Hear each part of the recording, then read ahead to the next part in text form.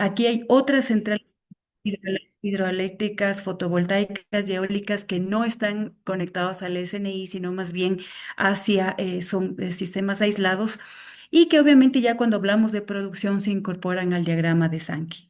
Entonces, nuestra dependencia hacia el recurso hídrico es total. Nuestra matriz es hidrotérmica, ¿no? Y aunque parezca una locura, tenían razón los técnicos cuando en su momento exploraron los recursos que cuenta el país, pues van a ver que es el Ecuador tiene la mayor cantidad de ríos y riachuelos por kilómetro cuadrado en el mundo. Entonces, el país, la planificación energética de los países se basa de manera principal en los recursos que tienen a disposición. Nosotros no tenemos los mismos recursos que Colombia, no tenemos carbón, no tenemos gas, a lo mejor lo tenemos en algún lugar, no lo hemos explorado, ¿no es cierto?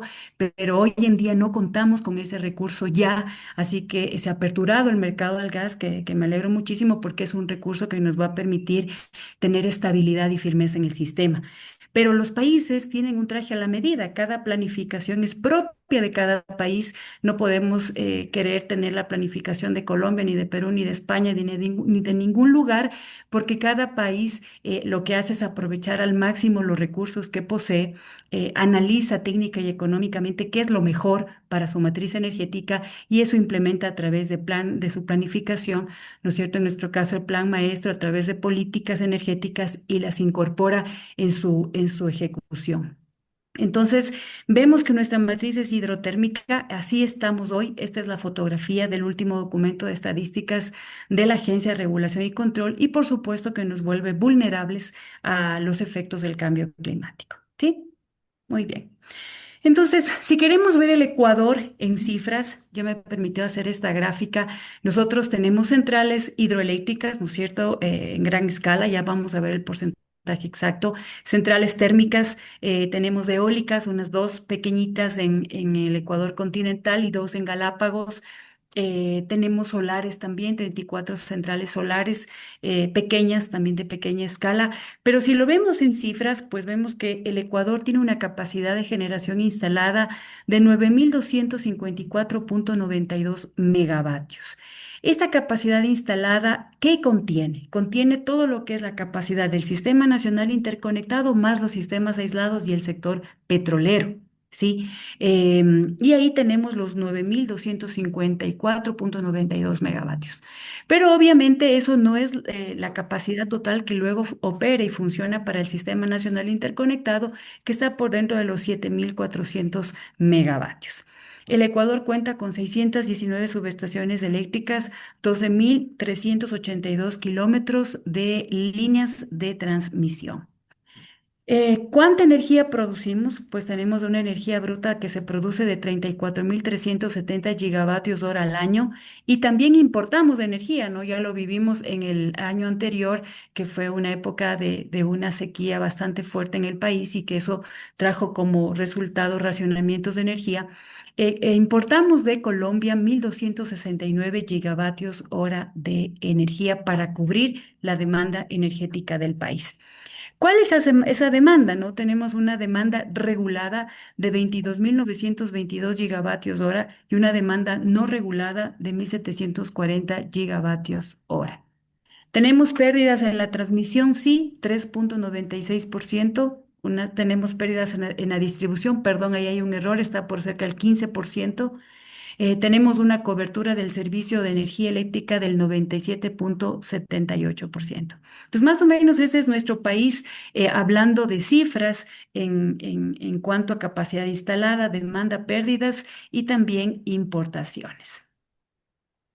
Si vamos ya de manera más puntual, vemos que de la capacidad instalada, 5.673,33 megavatios son renovables.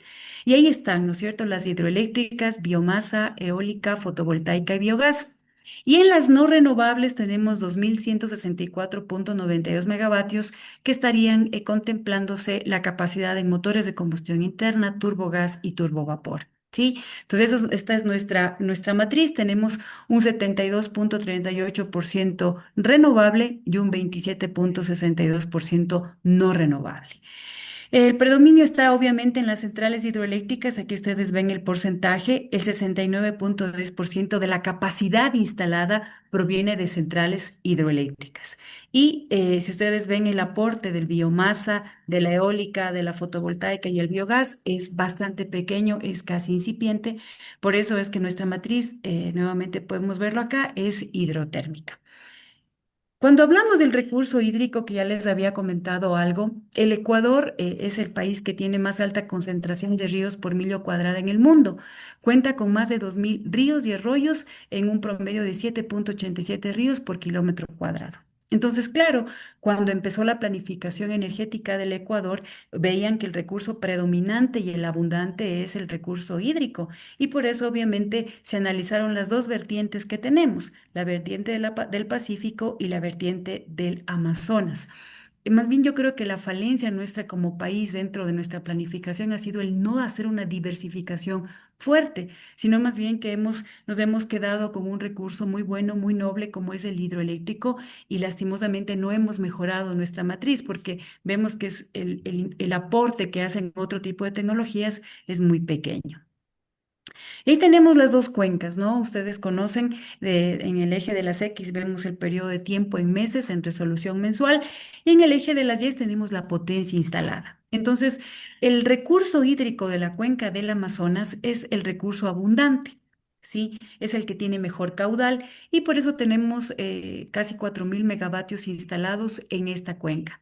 Y luego la cuenca del Pacífico es una cuenca de menor caudal, ¿no es cierto? Tenemos cerca de 900 megavatios instalados en esta cuenca.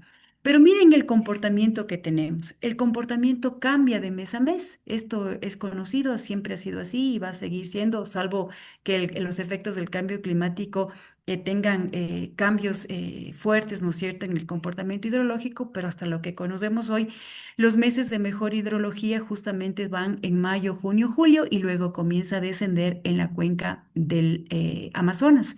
Y en la cuenca del Pacífico, pues los mejores meses son llegando a marzo, abril, mayo y luego también tiene un descenso desde el mes de julio.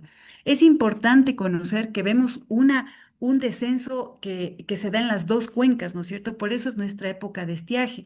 Cuando tenemos dos sequías fuertes en las dos cuencas, pues miren, el aporte que hace el Pacífico es muy pequeño y claro, si es una sequía como la del año anterior en la cuenca del Amazonas, pues tenemos lastimosamente toda esa capacidad instalada que sobrepasa el 60% de nuestra matriz que no se puede utilizar porque el recurso no existe, ¿no es cierto? Se queda como capacidad instalada y no la podemos utilizar al no tener el recurso natural.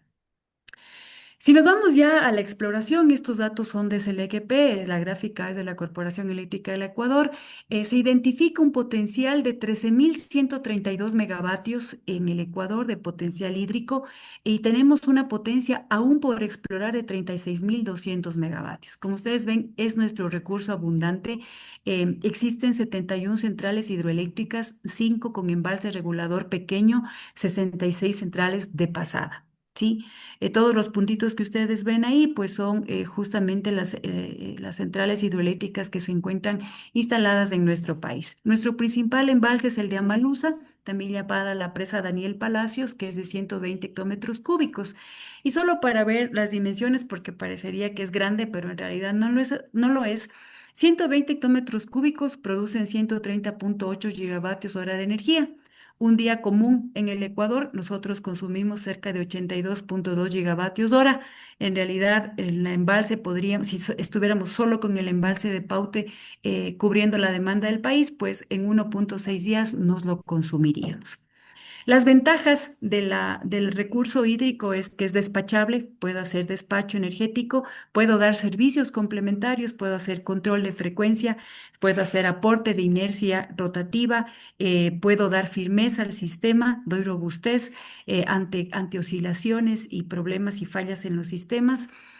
Otra ventaja de los proyectos hidroeléctricos es que también puedo tener alternativas y hago control de reserva, perdón, reserva primaria y secundaria y también tengo capacidad de reserva rodante. Entonces, por ejemplo, en nuestro país, quien hace DGC es Paute, hace el control de frecuencia de todo el sistema. Cuando Paute no está operativo, toma ese control Coca-Cola, Sinclair, por eso son tan importantes estas dos centrales para el sistema eléctrico del Ecuador. Este tipo de tecnologías dan firmeza a los sistemas. Yo creo y quiero ser bien enfática, nuestro país no puede llenarse de energías renovables no convencionales, porque para poder tener en el un lado de la balanza gran cantidad de paneles solares, gran cantidad de energía eólica, gran cantidad de energía intermitente, yo tengo que tener del otro lado de la balanza gran capacidad rotativa instalada. Entonces, dígase centrales hidroeléctricas, centrales de gas, centrales de ciclo combinado, centrales de diésel, todas aquellas centrales que puedan entregarle al sistema inercia rotativa. El ejemplo más claro de esto está en España, ¿no es cierto? No fue la culpa de las renovables, sino más bien de la planificación del sistema que creció tanto la capacidad en renovables intermitentes y faltó tener robustez y firmeza a través de otro tipo de tecnologías en el sistema. Y obviamente España no tiene una gran interconexión entre países, lo cual también la debilita. ¿Sí? ¿Qué debemos considerar en este tipo de tecnologías? Pues ustedes conocen el tema del cambio climático según los datos de la NASA. El verano del año 2023 fue el más caluroso en la Tierra desde que comenzaron los registros en el año de 1880. Entonces miren ustedes cómo ha ido incrementando la temperatura del planeta. Eso es real, son datos de la NASA y obviamente esto va a traer fuertes cambios en cómo se comporta hoy el recurso hídrico, en cómo se comportan otros tipos de recursos, también incluido el viento. Y claro, por supuesto, eso hay que considerar también dentro de la planificación y ya en esa mirada, ¿no es cierto?, al mediano y largo plazo. Vamos luego con el recurso solar, ¿no es cierto? Nosotros estamos en el medio del planeta, ¿no es cierto? Estamos justo en la línea ecuatorial y aprovechamos de gran forma el recurso solar que casi llega de forma perpendicular al planeta Tierra. Entonces, ustedes ven que en el Ecuador tenemos 1930 megavatios identificados, pero por explorar como 12.000 megavatios. Entonces, el recurso solar que tenemos es muy importante. Ay, perdón, aquí se me ha ido el tema de las solares. Tenemos 34 solares de generación solar fotovoltaica, alrededor de 24 megavatios instalados. ¿Qué es importante conocer acá? Que nosotros estamos viviendo una madurez tecnológica total, estamos mejorando la tecnología solar, ¿no es cierto? Están bajando los precios y eso lo podemos ver en la siguiente diapositiva. Hemos pasado de eficiencias muy bajas, ¿no es cierto? De 8 a 10%, de 10 a 15, de 20 a 23, de 22 a 24, y ahora hay los nuevos paneles solares de perovskita que son de alrededor de una eficiencia del 30%. ¿Sí? Entonces, cada vez baja más el costo por megavatio hora, ¿no es cierto? O por vatio, baja más el costo, la tecnología va madurando y obviamente también va mejorando la eficiencia en la investigación de este tipo de tecnologías. Ahora, ¿qué es lo importante? Este tipo de tecnologías hay que reconocer que no son despachables, que para que puedan ser despachables necesitan almacenamiento de energía y una de las ventajas sí es que son de rápida construcción. Pero en cambio aquí este tipo de tecnologías hay que considerar, ¿no? Es su naturaleza, funcionan con las 12 horas solares y obviamente su factor de plantas son bajos. Entonces, si yo tengo 100 megavatios instalados, ¿no es cierto?, de planta solar, y con un factor de planta del 17, pues yo en realidad tengo 17 megavatios con su total potencia a total capacidad. Entonces, eso hay que considerarlo. No, no es una tecnología mala, claro que no. Forma una de las tecnologías que son parte de las alternativas para diversificar nuestra matriz energética, pero claro, no son despachables, son intermitentes. Su intermitencia está dada por el recurso natural que aprovechan para producir energía eléctrica y claro, necesitan de almacenamiento para poder dar otros servicios como por ejemplo inercia sintética. Sí, vamos a la eólica. En la eólica se han identificado 1.000 megavatios en el Ecuador y están por explorar como 4.000 megavatios.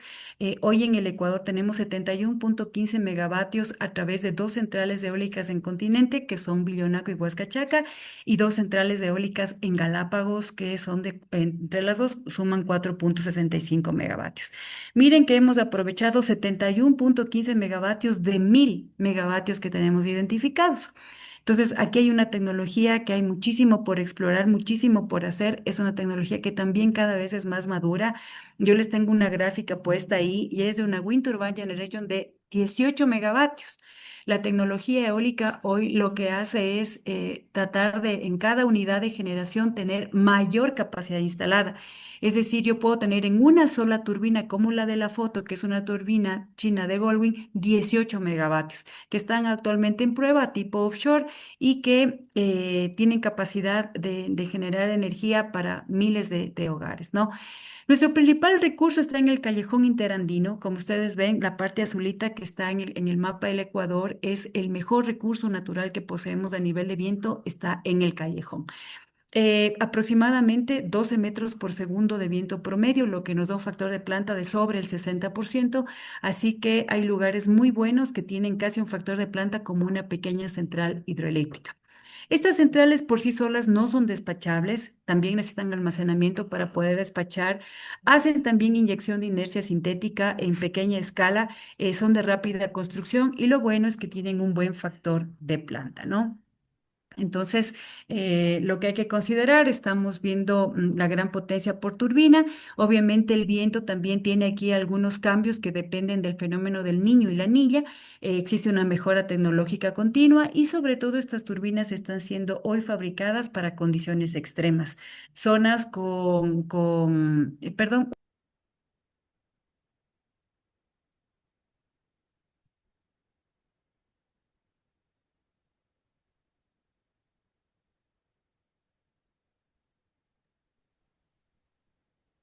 Parece que se fue la voz. Sí, perdonen, muchas gracias. Estoy de regreso.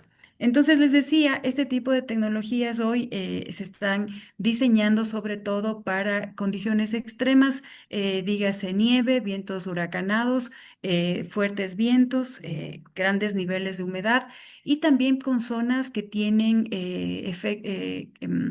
eventos climáticos como tornados, huracanes, etcétera. Entonces, la tecnología apunta para ese tipo de lugares, ¿no? Obviamente, cada vez que la turbina tiene mayor potencia, necesita tener mayor altura del suelo natural al buje, palas más grandes y obviamente de la mano también mejoran la capacidad de los equipos para transportar torres, para transportar palas como el blade lifter, que no tengan que afectar tanto al entorno cuando se hace el transporte y montaje de este tipo de tecnologías. Muy bien, luego nos vamos con la geotermia. El potencial identificado en el Ecuador es de 140 megavatios y por explorar como 1.000 megavatios más, el Ecuador cuenta con dos estudios de factibilidad que son Chacana, perdón, Chachimbiro, que es de 50 megavatios, que tiene ya un financiamiento con fondos de JICA, y también hay otro tipo de proyectos como Chalpatán, Chacana, Baños de Cuenca, que también tienen estudios no tan avanzados como en el caso de Chachimbiro, pero que sí permiten pensar en un aprovechamiento de este tipo de tecnologías. ¿Cuáles son las ventajas? ¿No? Es que es una generación despachable, le da robustez al sistema, le da estabilidad y tiene un excelente factor de planta. ¿Cuáles son las desventajas de que tiene un periodo de exploración bastante caro?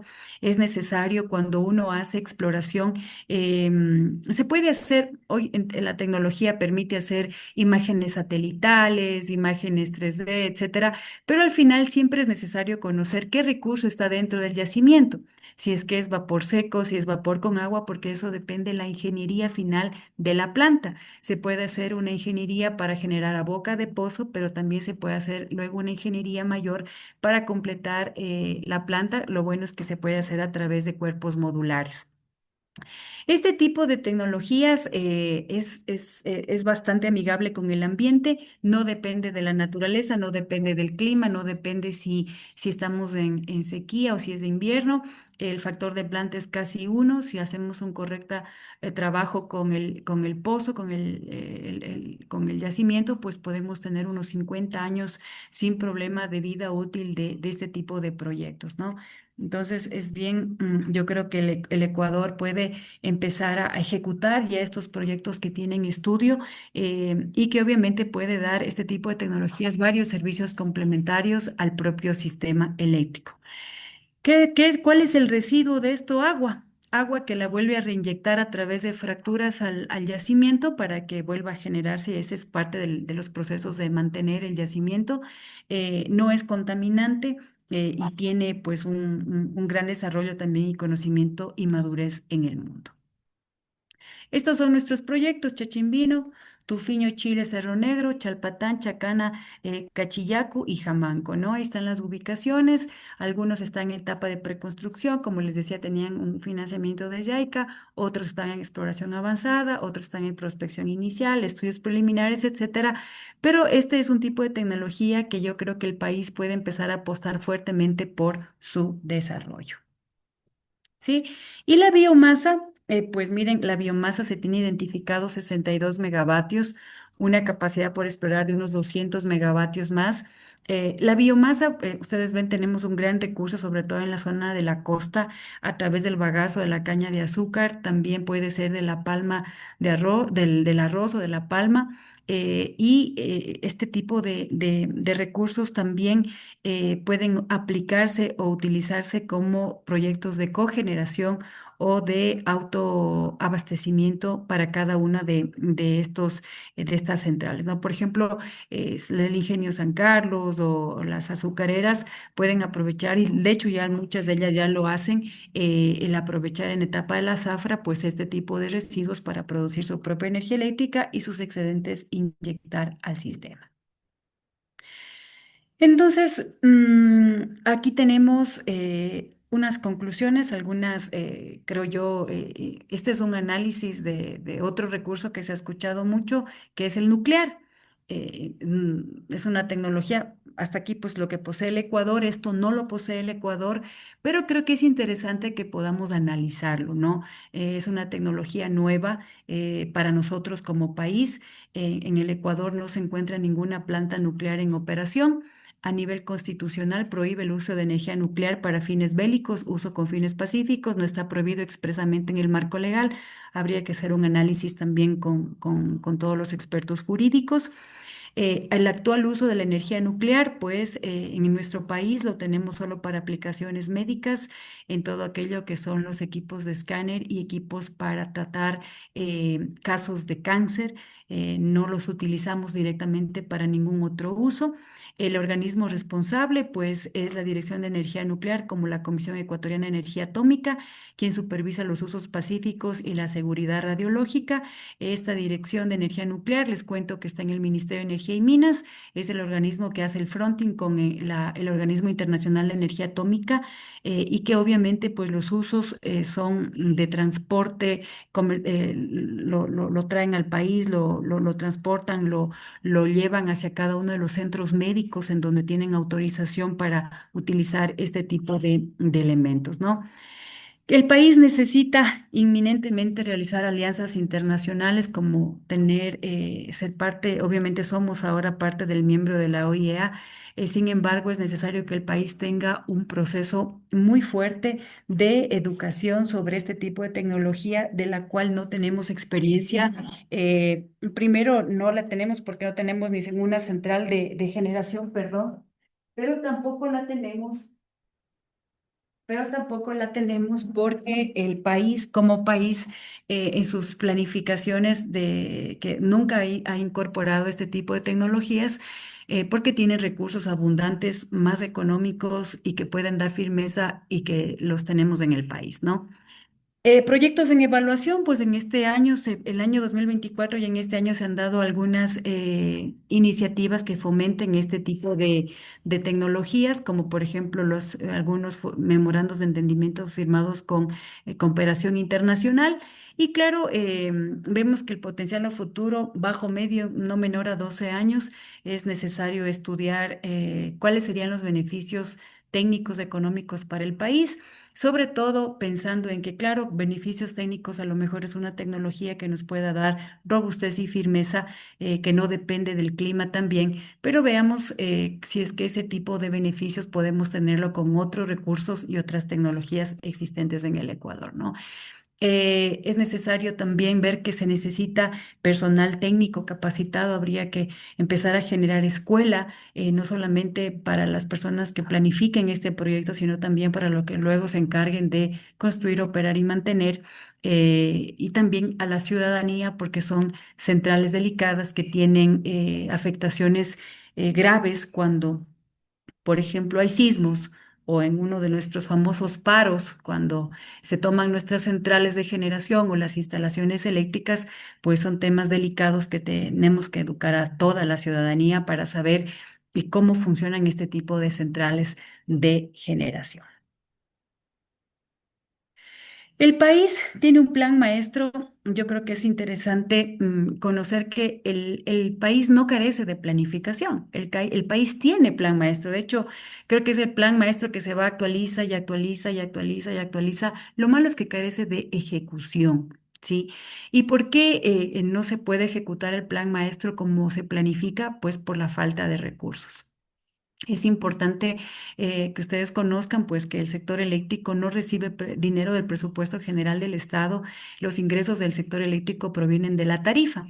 Entonces todos nosotros, los ecuatorianos, pagamos una planilla mensual de energía, de consumo de energía, y esos son los recursos que ingresan a través de las empresas eléctricas de distribución y que luego se distribuyen hacia las generadoras públicas, hacia las generadoras privadas, y también se pagan los costos de transmisión. ¿Sí? Entonces, dentro de la tarifa que nosotros pagamos, que año a año se va actualizando a través del estudio de costos, esta tarifa lo que ve es en el área de distribución, sí logra dar unos recursos para la expansión, para proyectos de expansión, cubre los costos, cubre sueldos y salarios, cubre proyectos de expansión, temas ambientales, etcétera. Pero para la generación y la transmisión no cubre la expansión. La tarifa en el área de generación y transmisión lo que cubre son costos de operación y mantenimiento, calidad, temas ambientales, etcétera, pero no cubre la expansión. Entonces, estas tarifas son subsidiadas, como todos conocemos. Hay una tarifa normativa que es la que nos aplican a nosotros en la planilla de energía eléctrica, y hay una tarifa real que es la que sí incluye depreciación, costos de capital, costos financieros, y que difiere de manera considerable a la que actualmente pagamos.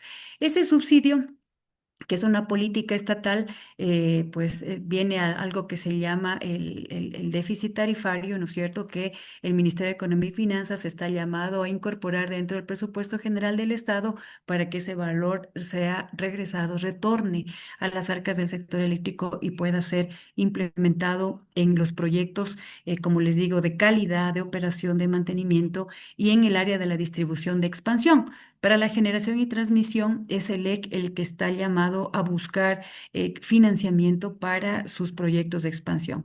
Menciónese los BID, que ustedes deben conocer, proyectos BID 1, 2, 3, 4, 5, 6, que no sé en cuál irán ya, pero son proyectos que ayudan justamente a financiar obras de expansión de la transmisión y algunas subestaciones para dar firmeza y robustez al sistema.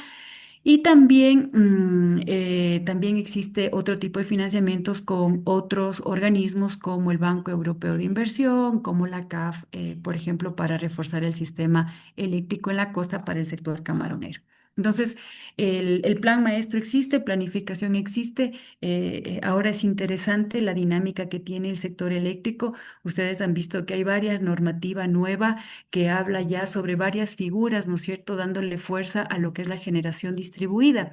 La generación, centrales de generación distribuida hasta 10 megavatios, de 10 megavatios a 100 megavatios, de 100 megavatios en adelante, en el decreto ejecutivo 32 que hace poco sacó el gobierno, pues existen ya ya esta clasificación que impulsa, trata de impulsar a la generación en pequeñas centrales de generación. Bueno, y ahora hasta 100 megavatios ya no son tan pequeñas, pero que ayudan a dinamizar. Sin embargo, es importante entender que si bien está muy bien esta dinámica, el ministerio tiene que seguir contemplando la visión del sector, porque toda la incorporación de este tipo de centrales de generación en diferentes puntos del sistema eléctrico de potencia necesita una planificación para saber cómo tiene que crecer el sistema de distribución o cómo tiene que crecer el sistema de transmisión. Y obviamente con esa planificación, saber que tiene que planificarse la construcción de nuevas líneas, reforzar nuevas subestaciones, construir nuevas subestaciones para poder dar cabida a toda la generación que queremos tener en cuanto a generación distribuida, pues tiene que estar en algún lugar plasmado y ordenado y ese tiene que ser el plan maestro que luego se pueda nuevamente incorporar al sector privado para que ellos lo ejecuten, yo creo que forma parte de la dinámica actual, pero tiene que tener un orden. Porque estamos creciendo solo de un lado del sistema. Estamos tratando de incorporar más centrales de generación, pero ¿qué pasa con el sistema de transmisión? ¿Qué pasa con el sistema de distribución? Tiene que crecer de igual manera. Hay estudios que hablan que el cuello de botella del proceso de transición energética en los países es la distribución porque justamente es la olvidada, no queda olvidada, construyo grandes centrales, construyo cómo interconectarme al sistema, pero cuando quiero llegar al usuario final, pues son los sistemas de distribución los que lastimosamente se quedan obsoletos.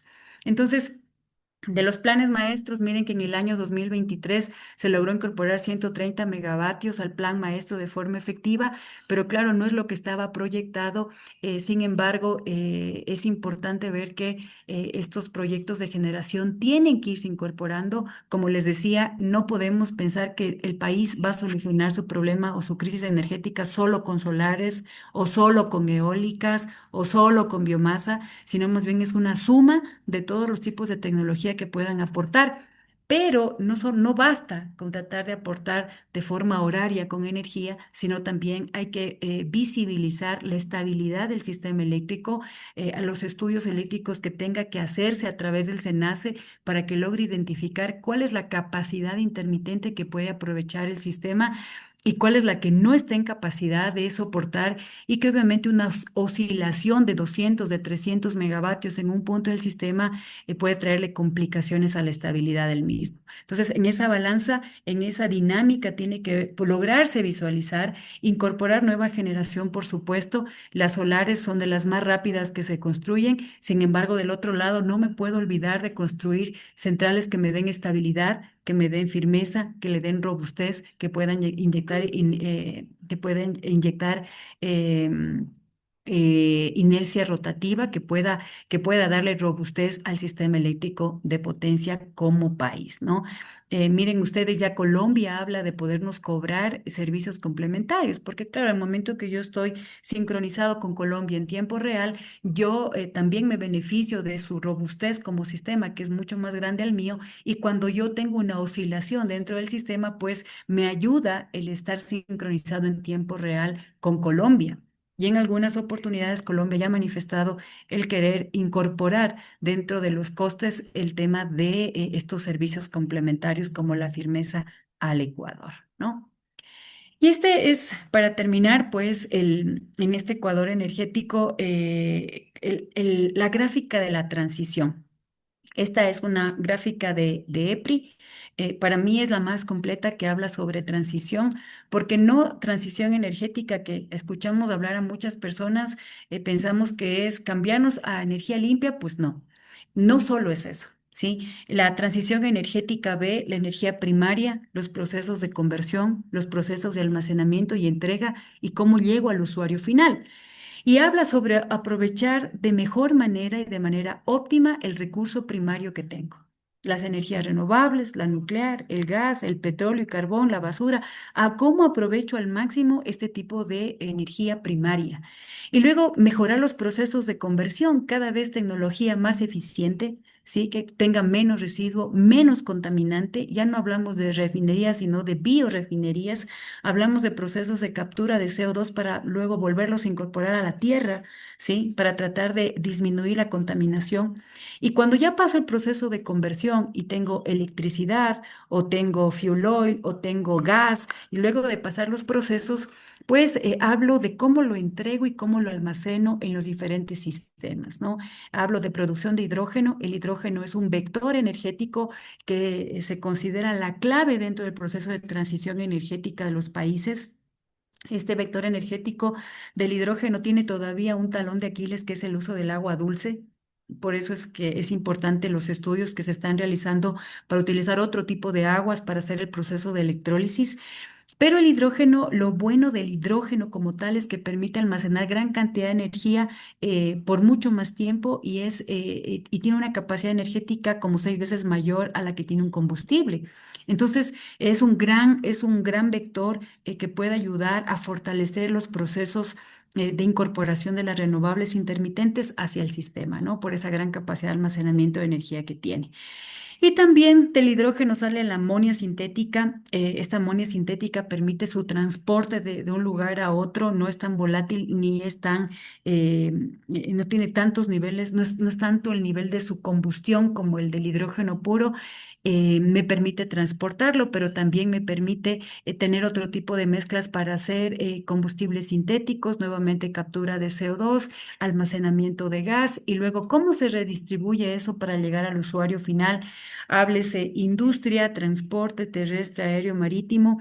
Y vemos también aquí la generación distribuida y el almacenamiento. Entonces, ya no vemos almacenamiento de energía solo junto a las casas. El almacenamiento de energía está en la generación, está en la transmisión, está en la distribución.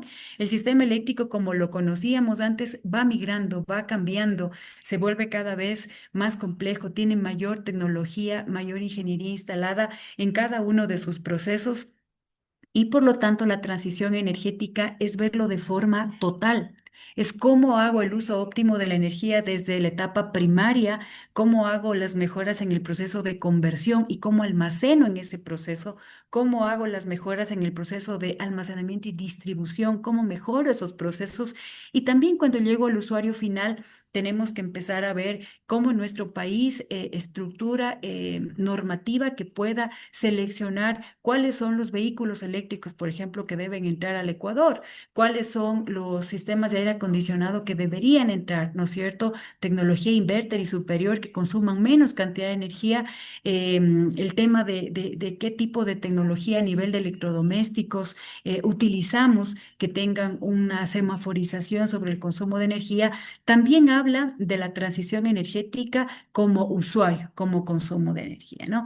Y obviamente, como les decía, esta transición energética no puede dejar de ver una línea transversal que es el consumo adecuado de la energía, que es la eficiencia energética, que también tiene que estar presente en cada uno de estos, de estos pasos de este proceso, ¿no? Y tal vez como una conclusión ya final, alguien está con el micrófono encendido, por favor, si lo apagamos. Em, ¿Es necesaria diversificar la matriz energética? Por supuesto que sí, en nuestro país no podemos seguir siendo una matriz hidrotérmica. Vemos que nos volvemos vulnerables con los efectos del cambio climático, pero eso no significa que tengamos que dejar de lado la construcción de los proyectos hidroeléctricos grandes que nos den estabilidad, firmeza y lo que hemos conversado en la charla, ¿no? Motivar la inversión privada, por supuesto, claro que sí. Yo creo que el motor, la fortaleza, la rapidez que tiene la inversión privada para construir, que no es privatización, es muy buena, es fuerte y el Estado lo necesita. Miren que para cumplir el plan maestro, el Ecuador requiere como 12.000 millones de dólares, dinero que no tiene y que obviamente no va a poder dejar de dar dinero a temas como seguridad, como salud, como educación, para llevarlos hacia la inversión en el sector público, en infraestructura eléctrica y por lo tanto aquí viene la fortaleza del apoyo del sector privado, ¿no? No podemos olvidar la interconexión regional, eso nos ayuda a gestionar de mejor manera los recursos hídricos.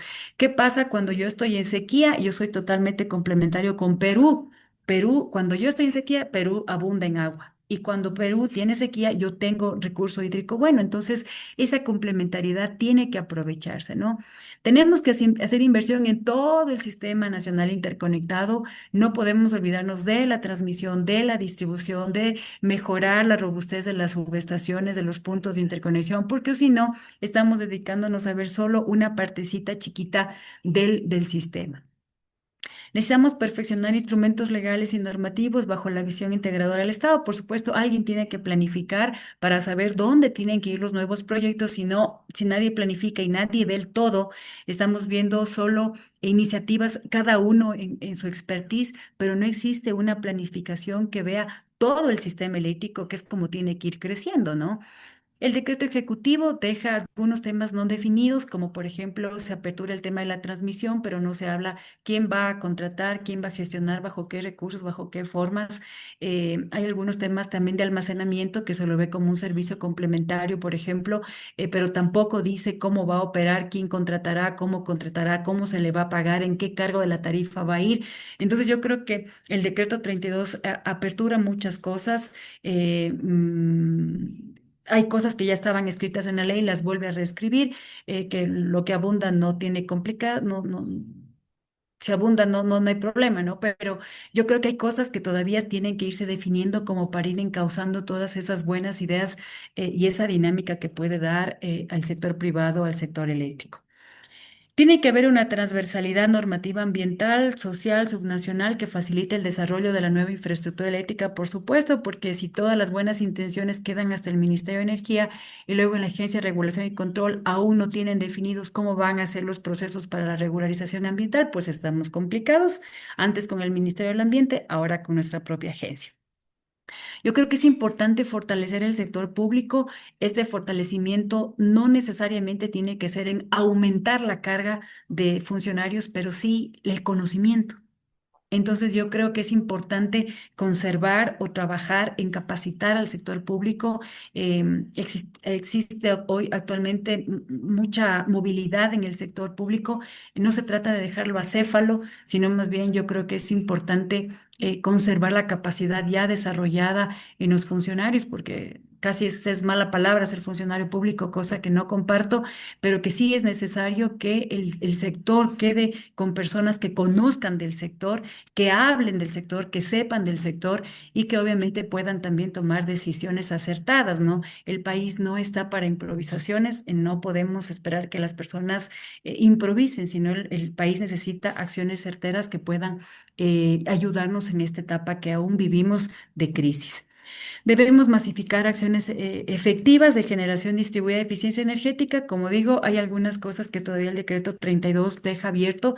Obviamente no es el lugar para empezar a desmenuzar todo, pero sí da la apertura para que luego a través de normativa jurídica inferior, como las regulaciones, puedan decantarse esas buenas iniciativas que pueden existir desde el sector privado. Muy bien. Eso es toda mi intervención, pues yo les agradezco muchísimo por el tiempo, por la paciencia. Yo creo que es un extracto un poco de los recursos que tenemos. En resumen, tenemos abundante recurso hídrico, esa es nuestra naturaleza propia como Ecuador. Tenemos sol, tenemos viento, tenemos biomasa, tenemos geotermia, nuclear no tenemos. Yo creo que es importante analizar y poner sobre la mesa ya cuando se haga un análisis técnico, económico real de este tipo de tecnologías. Nosotros siempre despachamos la energía más económica, ¿no? Así se hace el despacho técnico económico. Cuando el SENACE lo hace, comienza a despachar desde la más económica y luego llega a despachar la más cara. Yo creo que si vamos a hacer un esfuerzo de 12 años por nuclear, podríamos hacer un esfuerzo del mismo tiempo por geotermia y por otro tipo de cosas como tecnificarnos en gas natural, que también es una tecnología de transición que nos puede dar igual firmeza y sin tantos riesgos futuros. Eso, que yo creo que en su momento las autoridades seguramente lo están analizando y lo tendrán que analizar con mayor rigurosidad para tomar ese tipo de decisiones, porque son decisiones fuertes que encaminan al país hacia una u otra dirección, y que no son decisiones de corto plazo. Muchísimas gracias, Denid. Realmente tu conferencia muy clara, muy sucinta en todos los aspectos que lo has hecho y consecuentemente creo que el país debe caminar por lo que tú has manifestado. no solo pensar en un solo tipo de energía, sino también irnos diversificando en vista de la necesidad para crear esto que tú llamabas la robustez y todo lo del sistema eléctrico. Por el tiempo de Enid, tenemos solo que hacer unas poquitas preguntas, por favor, muy cortitas. Ricardo. Gracias, Patricio. Gracias, Enid, por su conferencia. Quisiera preguntarle muy concretamente, puesto que usted ha sido alta funcionaria en el sector eléctrico de varios gobiernos, quisiera preguntarle qué es lo que han hecho los gobiernos de turno en la investigación aplicada en energías renovables no convencionales y adicionalmente qué es lo que han hecho para impulsar la participación de empresas de la economía popular y solidaria en el sector eléctrico. Gracias. Sí, muy bien, muchas gracias. Bueno, en realidad, con mucho orgullo, 16 años funcionaria pública, ya no estoy en el ejercicio de la función pública, más bien ahora estoy en el ámbito del estudio. Soy estudiante, doctorante de la Universidad de Cádiz, así que actualmente estoy en ello.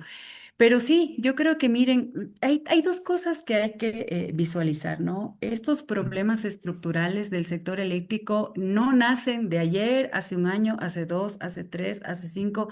Los problemas estructurales del sector eléctrico se han dado, creo yo, desde que hubo un cambio de la ley del régimen del sector eléctrico, hubo un cambio fuerte que cerraba un poco la puerta para que exista una inversión de lejos, de fuera, y le dio una potestad única al Estado.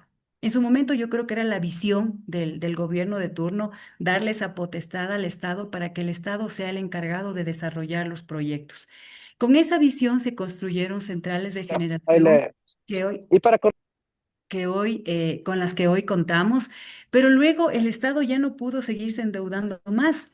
Entonces, no es, para mi criterio, no es que este gobierno o el anterior, las limitaciones para poder, por ejemplo, llevar procesos públicos de selección están dados desde el año 2015. Entonces, la misma restricción legal que ha tenido este gobierno, que recién se está aperturando con normativa desde el año anterior, la tuvo el anterior y el anterior y el anterior y el anterior gobierno. Entonces, ¿cuáles son esas restricciones? Principalmente que la inversión que pueda venir del sector privado era excepcional. Y la excepcionalidad estaba dada porque no tengamos dinero, que el Ministerio de Economía y Finanzas nunca ha declarado en ningún documento que no tiene dinero, aunque todos lo sabemos, que no tengamos nosotros capacidad para construir ese tipo de tecnologías, cosa que tampoco es fácil de demostrar, ¿no es cierto? Y que sean necesarias para el país. O sea, la necesidad está ahí, sin embargo, es difícil declarar la excepcionalidad. Y así como hace poco se está sacando la nueva normativa, en el año 2018 recién salió el reglamento de la LOSPE. Pasó el sector eléctrico 8 años sin reglamento. Entonces, difícil lo ha tenido no solo este gobierno, el anterior y el anterior y el anterior, todos han tenido la misma normativa, ¿no? Lastimosamente, el país, bajo una visión, decidió que sea una potestad estatal desarrollar los proyectos, pero luego, al momento en que ya no había dinero para desarrollarlos, ha costado muchísimo cambiar la rueda y decir, bueno, ahora en este momento es necesario aperturar hacia que la inversión privada, también el privado asuma un riesgo en invertir, buscar financiamiento, invertir y obviamente tener una rentabilidad. Entonces, ese cambio no ha sido específico el problema de ahora, sino como les digo, desde el 2015, así que ahí está parte de la respuesta de por qué no se ha podido ejecutar. Y a pesar de ello, se ejecutaron los procesos públicos de selección para poder adjudicar Billonaco, El Aromo, Conolofus, los proyectos del bloque de energía renovable no convencional, que en esa dinámica y en esa necesidad de poder anclar, el país todavía no tenía experiencia, no ha tenido concesiones dadas a través de procesos públicos de selección, los instrumentos no eran bancables, había problemas con finanzas, no había normativa técnica en finanzas para poder evaluar, para hacer un dictamen de sostenibilidad de riesgos fiscales. El propio Finanzas se demoró más de 6 meses en dar un dictamen para un proyecto del propio Estado. Y así, entonces, la dinámica, la escuela, el aprendizaje, la curva de aprendizaje del sector ha sido fuerte. A nivel de prospectiva de los recursos, pues hay muchísima prospectiva. Les cuento que el Ecuador tiene más de 20 estaciones meteorológicas midiendo el recurso eólico, porque para proyectos eólicos es necesario conocer el viento. Para proyectos solares, basta con que usted tenga información secundaria, un proyecto solar sale, lo que no pasa con el viento. Con el recurso hídrico, yo creo que tenemos problemas ahí sí en tener datos hidrometeorológicos y sobre todo porque, digamos, si hay estaciones que todavía funcionan del INAMI, tenemos como en SELEC existen estaciones hidrológicas, no existen estaciones privadas, ¿no? Entonces, por ejemplo, para que se desarrolle un proyecto privado, siempre va a tener que hacer estimaciones con los datos que tengan las estaciones meteorológicas del sector público, lo cual ya complica un poco por ahí el que puedan contar con esa información.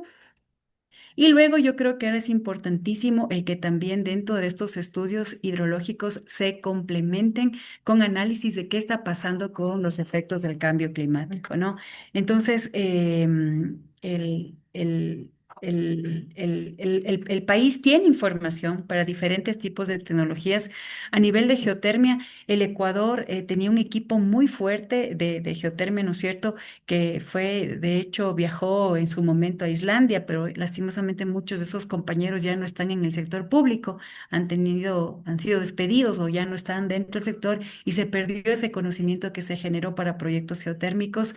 Incluso el SELEC tenía un laboratorio para todo lo que son los análisis físico-químicos del agua que sale de las perforaciones. Entonces, yo creo que es importante seguir dando impulso a este tipo de estudios. La prospectiva es fundamental para poder continuar con nuevos proyectos.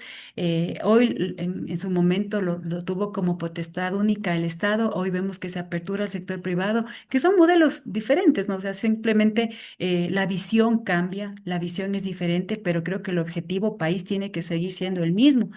El tema del estiaje todos los años, de toda la vida. De hecho, me hace falta una foto, les iba a mostrar, tengo una foto del periódico de 1956 y decía apagones por época de estiaje y era de fecha septiembre. Entonces, siempre ha habido el comportamiento del recurso hídrico así, pero lo que no podemos pensar es que con la capacidad instalada que tenemos hoy vamos a poder cubrir la creciente demanda de energía del país, que siempre va a seguir creciendo año a año y peor aún, el únicamente contar con las centrales hidroeléctricas que tenemos y las centrales térmicas que ya están fuera de su vida útil, ¿no? Entonces, el país necesita inversión fuerte, ingente inversión, bajo el formato que sea, bajo un híbrido, bajo solo privado, bajo como sea la visión del Estado, se requiere la inversión, ¿no?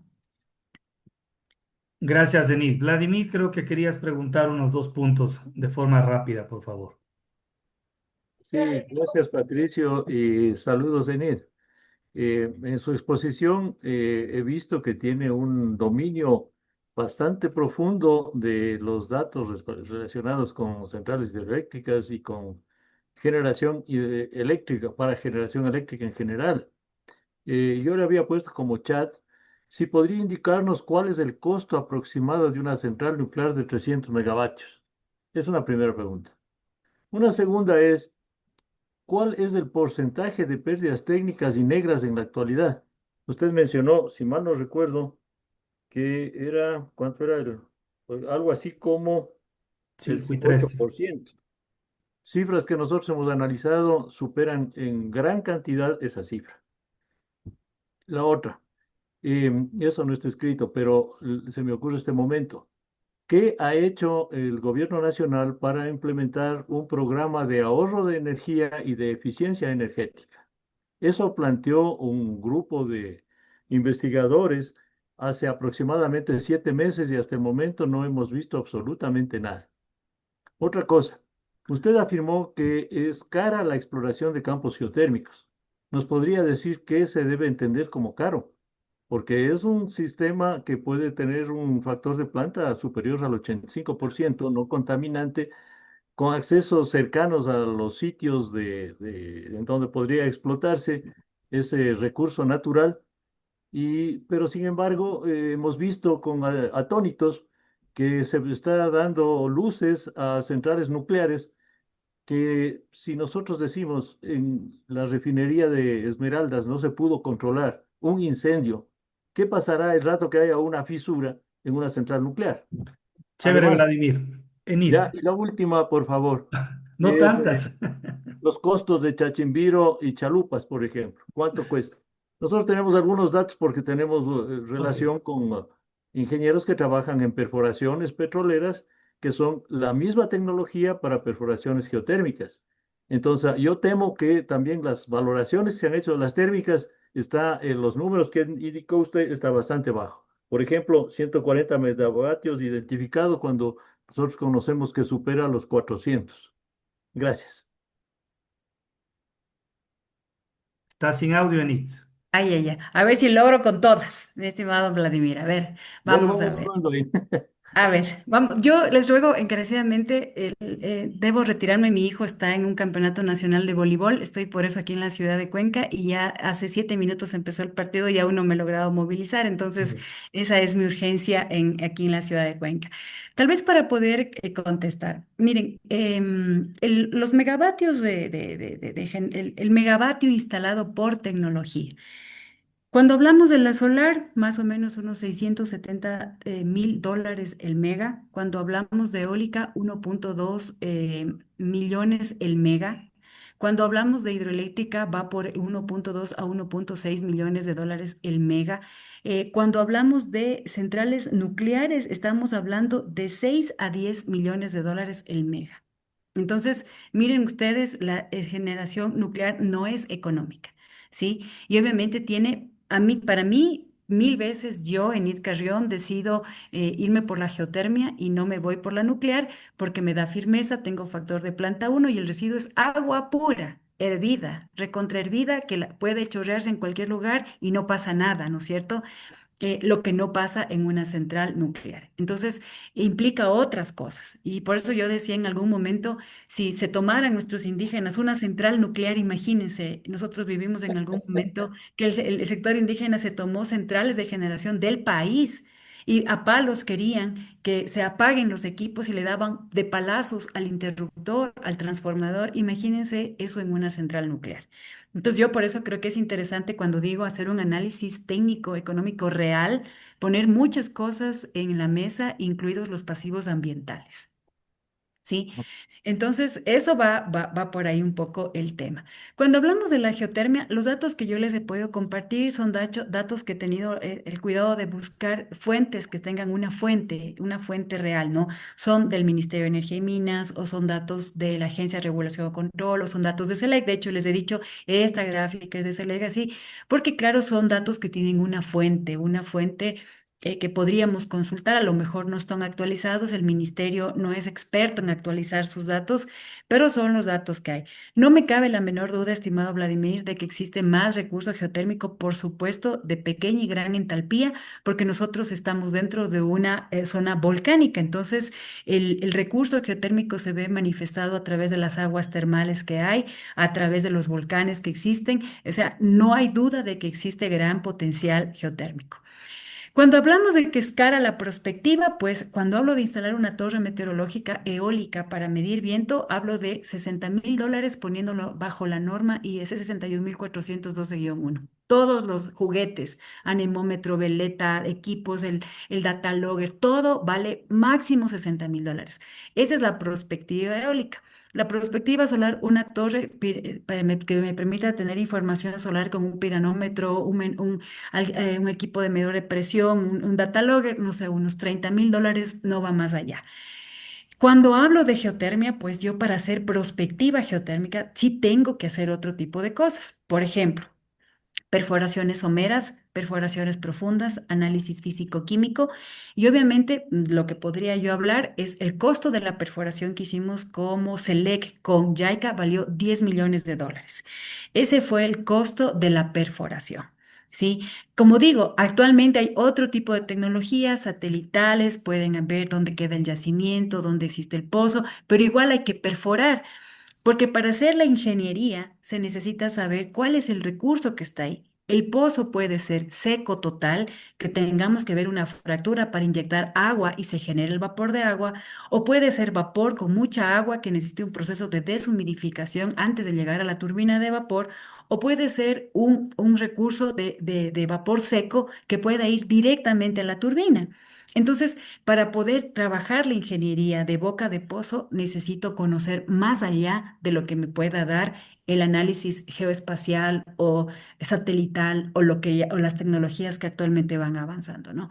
Entonces, a eso me refería cuando la prospectiva implica eso. Y luego el monitoreo del pozo también es fuerte, ¿no? Tengo que monitorear el pozo porque yo reinyecto agua al pozo, pero no lo puedo ahogar. No puedo inyectarle tal cantidad de agua que le disminuya el calor. Entonces yo tengo que hacer un mapeo de las temperaturas de pozo para poderlo tener en control 50, 60 años. Y por supuesto, después de eso, el tener una central de factor de planta casi 1 por 50 años es increíble, vale la pena.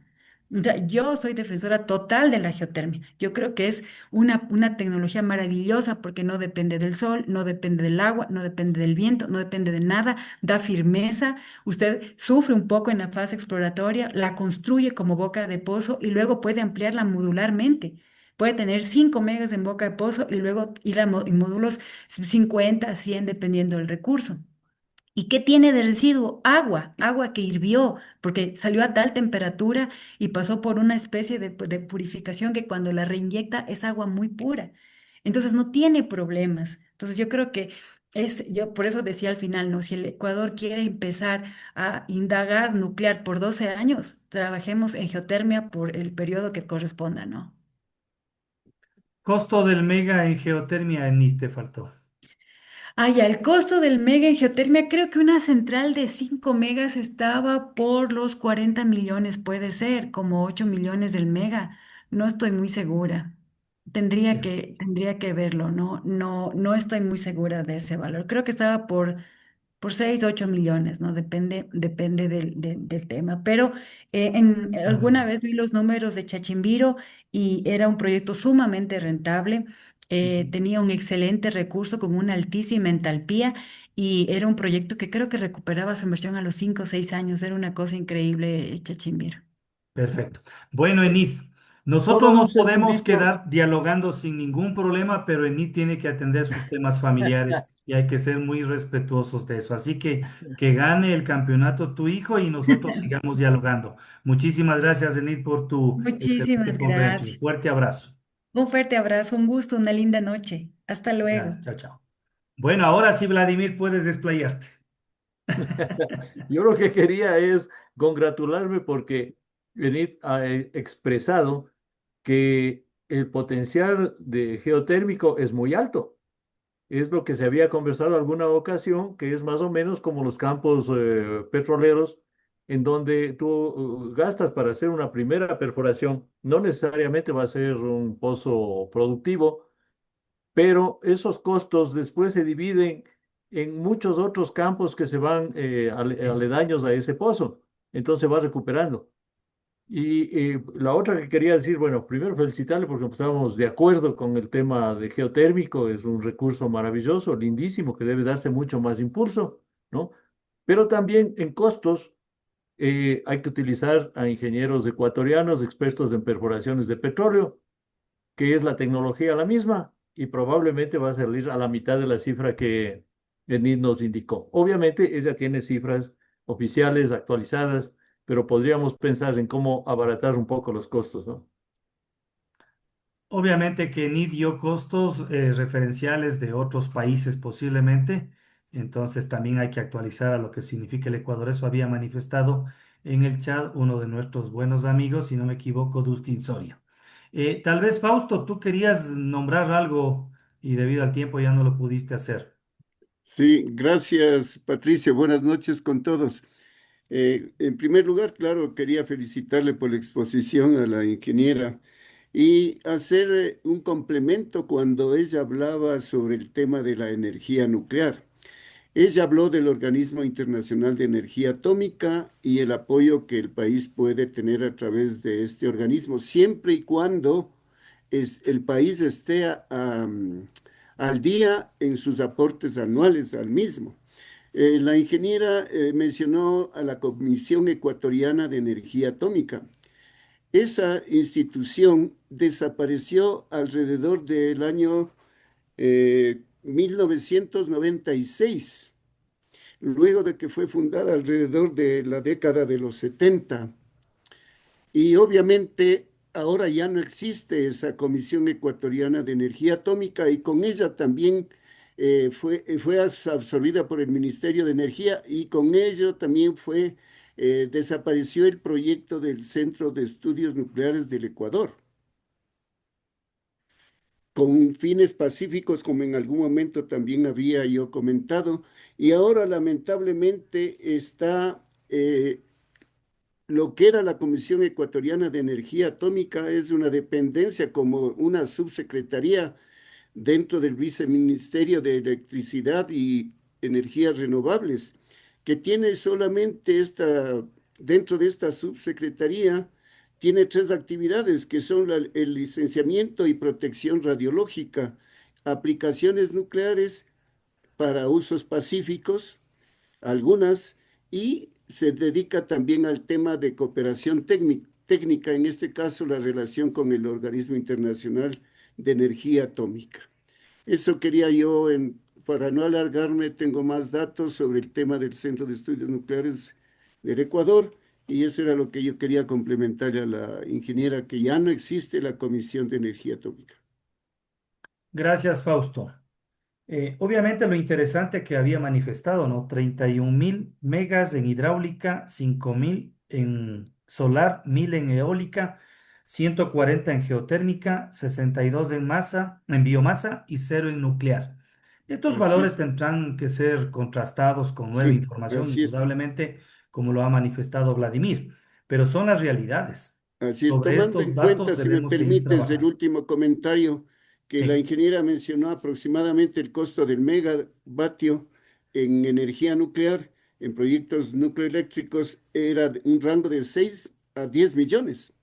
Y ustedes recuerden que una última declaración de la ministra Inés Manzano dijo que 300 megavatios a futuro.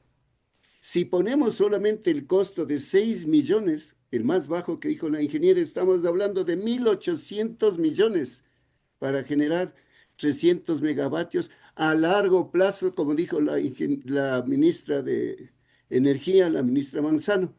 Yo en algún momento les manifestaba, yo también puedo decir, el Ecuador puede llegar a tener una estación en Marte a futuro. Gracias. Gracias, Fausto. El otro punto que hablaba muy claramente Enid era sobre que tanto debe crecer la generación, la transmisión y la distribución, y que en este momento estamos pensando exclusivamente en la generación, pero que debemos estar muy claros también en los otros dos componentes, que es el tema íntegro de la parte eléctrica. No sé si hay alguien de ustedes, Carlos Sicha, no sé, Lucho Ayala, especialistas en estos temas, nos puedan ayudar de manera muy breve posiblemente. Carlos, por favor. Sí, en el último plan maestro de electrificación que está vigente, alcanza 17.000 millones de dólares hasta el 2032, incluyendo generación, transmisión y distribución. Evidentemente, en transmisión y distribución se va a más de la mitad de ese valor. Eso es lo que puedo decir. Claro, Enid mencionó hasta 12.000, de lo que recuerdo. En realidad es 17.000 millones hasta, incluyendo las tres etapas. Lo que decía Enid es 12.000 millones se necesita hoy para tratar de solventar todo el problema eléctrico del país y que obviamente medio que a largo plazo podría ser muy parecido al dato que tú estás hablando, Carlos. No sé, otro argumento, tal vez tú, Lucho, Ayala. Eh, Buenos compañeros, no, no, me pareció muy buena la presentación que hace Enid. Lastimosamente, las preguntas creo que a la mayoría se nos quedaron en el tintero. Sí, porque yo tenía una pregunta cuando ella fue viceministra de Electricidad, se firmaron varios proyectos fotovoltaicos. Entre los que más estuvo cuestionamiento fue el proyecto Conolopus de Galápagos, en el cual se le garantizaba 37 centavos, creo, el kilovatio hora. Eh, y siempre quedó esa preocupación, ¿por qué tan alto ese valor? Adicionalmente, los 14 megavatios, 14,3 megavatios que se instalarían en la isla de Baltra, más 17 megavatios en baterías para poder solventar, mejorar el factor de planta, digamos, sí, eh, y poder entregar energía en la noche. Se lo hizo en Baltra, y bueno, a 37 centavos de dólar, parecía, o me parece, no sé, que es un poco alto, sí. Eh, Nunca se explicó con un razonamiento por qué se adjudicó con ese precio, sí. Eh, hay que transportar la energía de Baltra hasta Puerto Ayora, en un sistema de varias etapas. Se utiliza a 13.800 voltios, se cruza el canal de Itavaca con cable submarino, sí, creo que son 800 metros de cable submarino tripolar. Luego se tienen los grandes problemas del Parque Nacional Yergal, sí, que no hay cómo botar un árbol, ni tampoco hay cómo enterrarlo, hay que hacer unas zanjitas, ¿sí? Y se llega a una transición de otra vez a 69.000 voltios, luego bajada otra vez a 13.8 y instalar, por la distancia hay que instalar reactores para compensar la energía reactiva que se produce. Y entonces, a mí me surgió, hubiera querido preguntarle, ¿por qué no se pensó en una energía fotovoltaica distribuida ahí mismo en Puerto Ayora? O sea, que cada casa tenga su panel fotovoltaico y su banquito de baterías, ¿no? Que ese proyecto de energía distribuida, INESE lo analizó allá por los años 1985 con una empresa española, Isofotón, pero me pareció que la decisión esa de adjudicar a 37 centavos de dólar el kilovatio hora, no sé, siempre he dicho, nosotros somos un país pobre, pero mm, hay una expresión, un vulgarismo, sí, un vulgarismo, y perdón, les pido a ustedes por expresar ese vulgarismo. En el Ecuador tratamos de, de botar nuestros gases internos con antena, sí, porque no hay la alternativa diferente. Y ya, por ejemplo, aparece la alternativa de la energía nuclear, sí, que también es otra cosa que, habiendo, eso sí, ella lo explica, ¿no? Perfectamente, que hay alternativas muy, mucho mejores que la energía nuclear, ¿sí? En la cual el agua sale contaminada, hay que enterrarla 200 300 metros bajo tierra, ¿sí? ¿Y de dónde van a traer las pilas? De Irán, de la China seguramente, pero para traerlas de la China tienen que cruzar el canal de Panamá. Y para cruzar el canal de Panamá ya hay inconvenientes, sí. Tendríamos que esperar que se construya el tren bioceánico de Brasil hasta Chacana, en el Perú, y de ahí traerla en barco hacia Puerto Bolívar, porque no entraría en el puerto de Guayaquil. Entonces, bueno, se nos quedó eso en el tintero, eso quería comentar, sí, pero sería Gracias. bueno. Ella se nota luego de mucha valía, de mucha experiencia, ¿sí? En los campos, bueno, ha trabajado en el sector eléctrico y ha tenido sus cursos de posgrado que le han dado esa solvencia. eh, Hazle llegar nuestras felicitaciones, sí. No lo pude hacer personalmente porque, bueno, Vladimir copó toda la media hora de preguntas. Gracias, compañeros. Gracias, Luis. Uno de los puntos también que nombraba Enid era sobre el tema del plan maestro, que me resultó algo interesante. No se ejecuta por falta de recursos, pero resulta que los recursos han sido propios o que provienen de la tarifa eléctrica. ¿Qué podemos hacer? ¿Subir la tarifa para que haya más recursos o a su vez controlar las pérdidas para que ese dinero que estamos perdiendo se lo recupere y se pueda invertir? No sé si alguien de los colegas y amigos pueda dar algún comentario en ese sentido.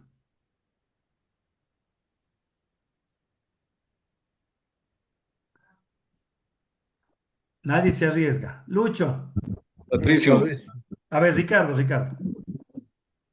no, realmente aquí hay una suerte de también de discurso en el conjunto de la sociedad respecto al tema de sectores estratégicos, participación privada, participación estatal. Si es que miramos el plan maestro, básicamente tiene que ver con inversión privada. La inversión estatal está destinada eh, eh, fundamentalmente en el área de generación para centrales térmicas, no más de eso. Y ahora ya se ha abierto también para la generación térmica. Entonces, esta suerte de muletilla que que está en la opinión pública nacional de que no se ha dejado participar a los sectores privados, que eso es la causa de nuestros retrasos. De lo que yo he visto, de lo que he participado, de lo que conozco, realmente no es así. Y ahora el tema de que no se ha cumplido el plan maestro porque en definitiva el Estado no tiene recursos en el área de generación, como les digo, gran parte de la generación en proyectos hidráulicos, hidroeléctricos, por ejemplo, es privada. Si ustedes ven el bloque uno que tiene su componente hidroeléctrico, es privado. El bloque 2 es privado. El proyecto Cardenillo es privado porque está pensado en una concesión. El proyecto Santiago, privado. Realmente no es que el Estado va a sacar de sus fondos para emprender esos proyectos. Lo que ha pasado es que hay una ausencia de voluntad política para fortalecer el aparato del Estado que permita justamente el cumplimiento del plan maestro, no invirtiendo el Estado mismo, sino que el aparato del Estado debe ser de tal fortaleza que justamente permita que estos proyectos se ejecuten. Algunos de nosotros sabemos cuánto duró el proceso para el llamado definitivo, el proceso público de selección para el bloque 1. El bloque 2 que debe entrar, si mal no recuerdo, en el 2027, ni siquiera está en carpeta. Entonces, esto es un problema de financiamiento, esto es un problema de falta de recursos del país o falta de gestión del sector público para emprender estos proyectos. La concesión, en los estudios de concesión de la banca de inversión del proyecto Cardenillo, de lo que entiendo, fracasó varias veces, ¿no? Y no sé si es que se ha reiniciado. Entonces, el sector político que ha manejado el sector eléctrico es uno de los responsables justamente para el atraso, para que no se hagan inversiones, para que estemos en la situación que estamos. Creo que para ubicar realmente responsabilidades, yo diría fundamentalmente es el sector político el que ha manejado el sector eléctrico, el responsable de la situación en la que estamos. Gracias, Ricardo. Otro punto que nombraba Enid era sobre el tema de qué ingresa al país. Autos de generaciones que ya están dadas de bajas en Europa y en otros países nos ingresan a nosotros. Electrodomésticos que no cumplen los mínimos estándares de eficiencia energética y así sucesivamente, equipos de aire acondicionado, no sé. ¿Cuál comentario tengan alguno de ustedes, colegas y estimados amigos? Lucho. Eh, este, a ver, sobre el asunto tarifario quería también opinar. Eh, Concuerdo con lo que dijo Ricardo. Sí. Eh, en aspecto tarifario es algo absurdo. En Colombia creo que el valor promedio está en 22 centavos. En el Perú creo que está en 25 centavos y nosotros tenemos un promedio de 9 centavos, ¿no? Eh, en la tarifa, efectivamente, debe ser los subsidios, ¿no? Nos cobran a nosotros desde 250 kilovatios para arriba para subsidiar la tarifa de la dignidad, creo que es hasta 180 kilovatios hora. Sí, pero no hay subsidios intersectoriales, o sea, el sector industrial debe participar en los subsidios, pero resulta que las mineras se les cobra 5 o 7 centavos el kilovatio hora. ¿Sí? Entonces, y son los que mayormente tienen grandes ingresos. ¿Qué pasa con el sector comercial? Eh, Importante, sí, los centros comerciales, sí.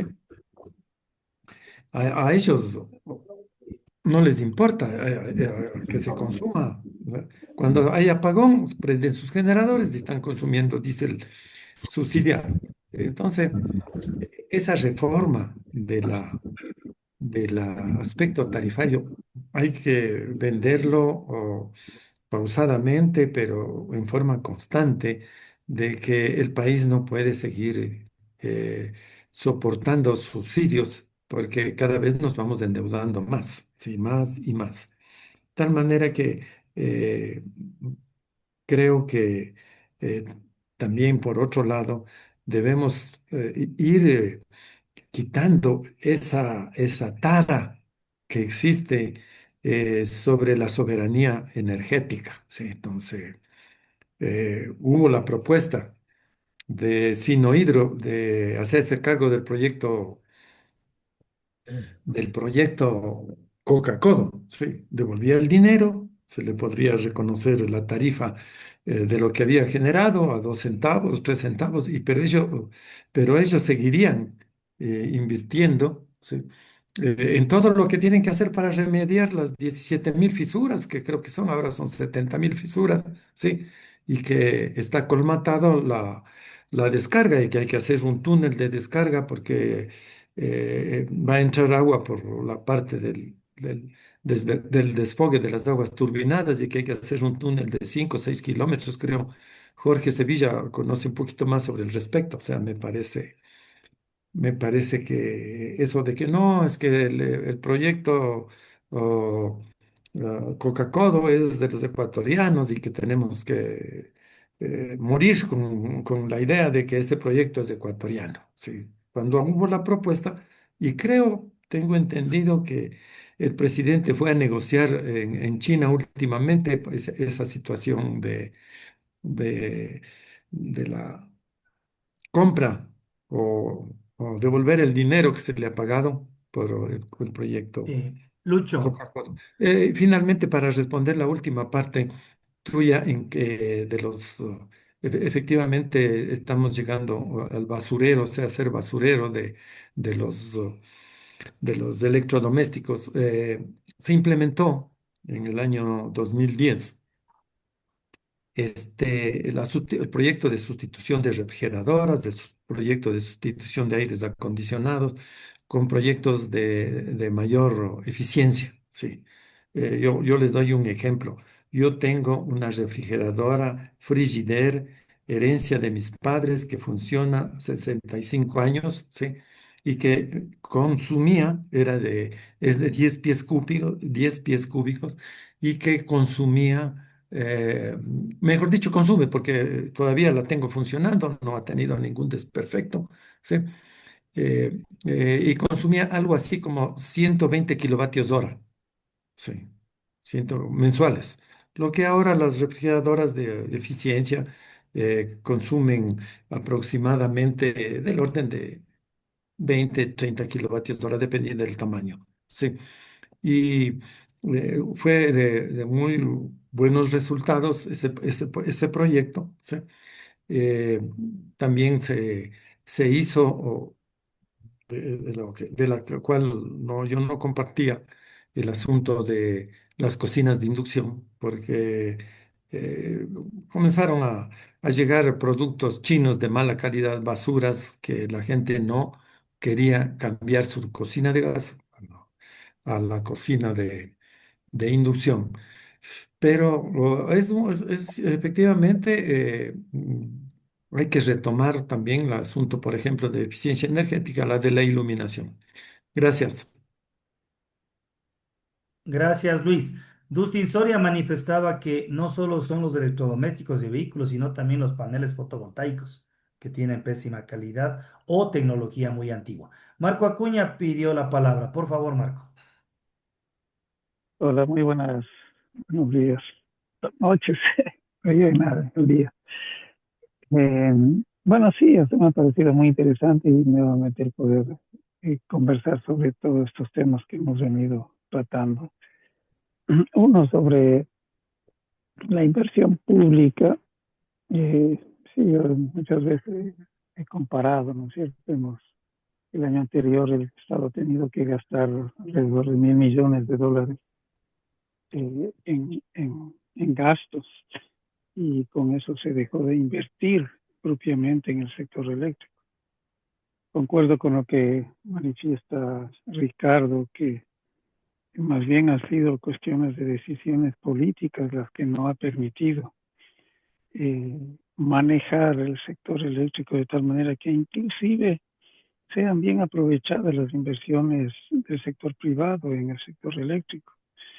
Y entonces más bien ha sido una cuestión de decisión política que no ha permitido el que realmente sean las inversiones o los gastos bien canalizados para que efectivamente fortalezcan el sector eléctrico en cada una de las etapas de generación, transmisión, distribución. Eso pues, fundamentalmente, ¿no? Inclusive comparto mucho lo que mencionaba, inclusive Nid, hay que fortalecer el sector público como ente regulador y planificador, de tal manera de que inclusive posibilite con claridad esa misma inversión pública y privada. Eh, sí, o sea, siempre está atravesado esta situación por la cuestión tarifas, que es algo que también lo venimos manifestando, ¿no? De que pueda establecerse un nuevo pliego tarifario en base de una real actualización de los costos y proyección de lo que podría venir con un análisis de la estructura, tanto en generación, transmisión y distribución. Entonces, y obviamente lo que se ha mencionado de la eficiencia energética es algo que hay que, eh, hay que atacarlo desde los diferentes puntos, desde disminuir las pérdidas en el sector de distribución, que son los que fundamentalmente están salidos de lo que se entendería como norma. Y ahí, nuevamente, lo que también menciona eh, Luis, los programas de optimización de los equipos y aparatos eléctricos. Esto es algo que es necesario. Estamos viendo como ya a nivel mundial, por ejemplo, inclusive a nivel ya energético, no solo eléctrico, ¿no? Los motores que se manejan son de Euro 5 y no Euro 3 como todavía se manejan acá. Son, digamos, aportes o ideas que quería compartirles. Gracias y excelente, Patricio. Gracias, Marco. Jorge Sevilla, por favor. Gracias, Patricio. Me lamento enormemente haber perdido la mayor parte de la charla de inicio, pero hice todo el esfuerzo por lograr la comunicación y enhorabuena por lo menos discutir entre los colegas lo que se está hablando sobre el sector eléctrico. Me van a perdonar, pero yo quisiera retomar un poquito lo anterior sobre la energía nuclear. La energía nuclear tuvo su apogeo en los años 70, donde la mayoría de las centrales nucleares se construyeron entre fines de los 60, 70 y 80. Y a la época, pues la crítica era la gran debilidad que tenía en la gran debilidad que tenía en los terrenos sísmicos. Y Ecuador es uno de ellos. Pero debo confesar que la tecnología ha avanzado muchísimo. La tecnología desde los años 80, desde los 70, que realmente se construyeron las centrales nucleares, hasta la época actual es ya casi medio siglo. Y la tecnología siempre ha sido, va adelante, mejorando y para beneficio de la humanidad. Entonces, ahí yo quiero entender por qué vamos a comparar. Ecuador es un país sísmico. Japón es un país sísmico. Pero aquí viene lo más importante. Irán es un país extremadamente sísmico, un riesgo sísmico altísimo porque está justo en el sector de la placa hindú que se choca con la placa asiática, euroasiática, y realmente son los mayores desastres que han sucedido en ese sector.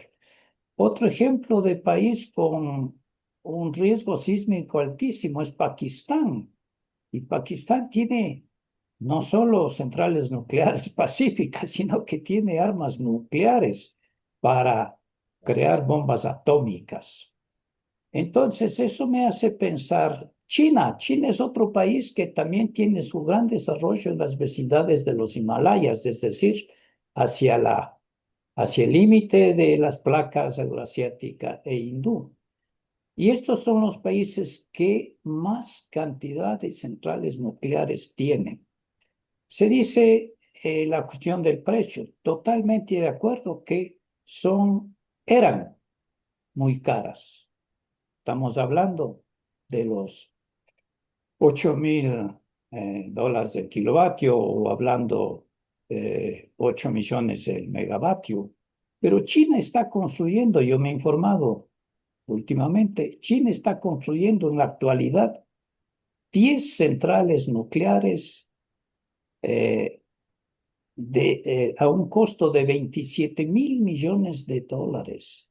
Y la potencia que quieren generar con esos 27.000 millones de dólares es 2.700 megavatios, es decir, perdón, 10.000 megavatios. Eso quiere decir a 2.700 dólares el megavatio.